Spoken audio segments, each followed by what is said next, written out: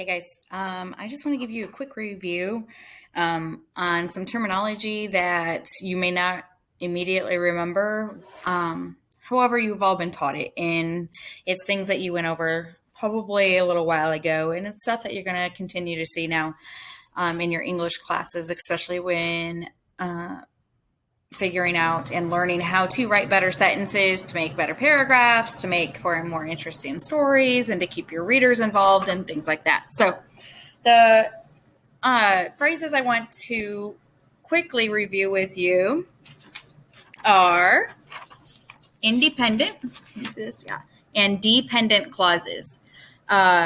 You've heard these before in the past, I'm sure, but a quick review on everything. The word independent on its own simply means simply means that it doesn't require anything else to make it work. So I am independently running means that I am running on my own, and that's just being done independently. But if somebody has to push me in order to make me run, then that's dependent, because now I'm dependent on something else to help me do the work. Does that make sense? So independent is something that can be done on its own. Dependent is something that needs assistance from something else in order to be done.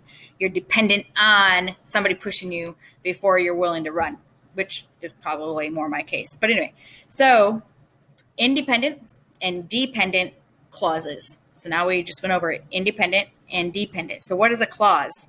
A clause, when we're talking about English, is a subject and a verb equals a clause. Okay, so dad jokes aside about not being Santa Claus, it just really means if you have a subject and you have a verb in a sentence, and you have created a clause.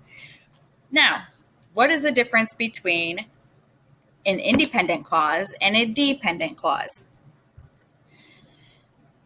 A independent clause means it is a sentence that makes complete sense on its own. It doesn't need anything else. So an example of that would be this: I run fast.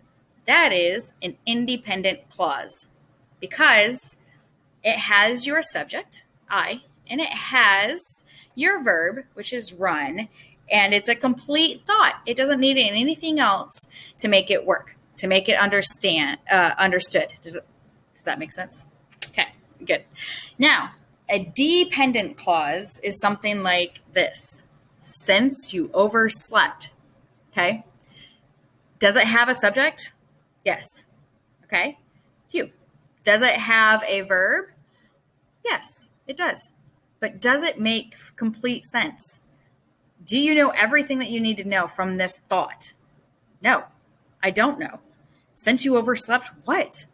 Like what? What's the rest of the thought? I don't know, right? So that's a dependent clause. It's not a complete thought all on its own.